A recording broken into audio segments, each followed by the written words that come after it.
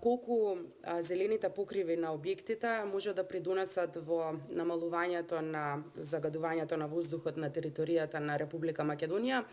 И второто прашање е што се случи со екобилбордите кои што беа најавувани пред 2 години? Се обидуваме сега една нова иницијатива има кај нас да видиме што би значило тоа да ги мотивираме градежнициве, односно инвеститорите, да објектите бидат со зелени кровови. Ние имаме во Карпош неколку веќе такви објекти направени.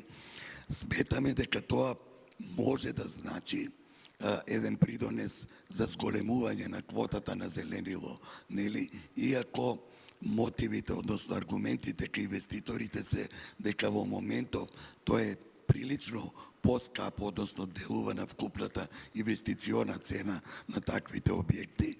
И ако ги собереме тие два факти, резултатот на тоа би било дека да, треба да ги поттикнеме, но и да најдеме модус за некакво субвенционирање и така ќе можеме да постигнеме масовност на таквата градба. Едно од прашањата беше и поврзано со дали тоа ќе помогне реално при загадувањето во Скопје, кое што не е единствениот емитер на загадување градењето на зграда без зелен кров. Туку е малку по-комплексен проблем, претпоставувам. Секоја зелена површина помага во преработката на CO2, нели, гасовите во кислород, така да дали е тоа зеленило на кровови, на фасади, дали е тоа на јавните површини, придонесот е значаен. Значи, јас не би сакал да ги рангираме по важност, би рекол дека секое едно ново дрвце, секоја нова зелена површина има придонес да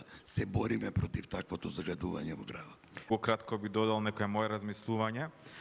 Некако сите ние мислиме дека со една работа ќе го промениме целиот систем или ако сега ставиме зелени покриви дека веќе нема да има загадување и така натаму. Мислам дека континуирано се работи и треба да продолжи да се работи во сите сегменти.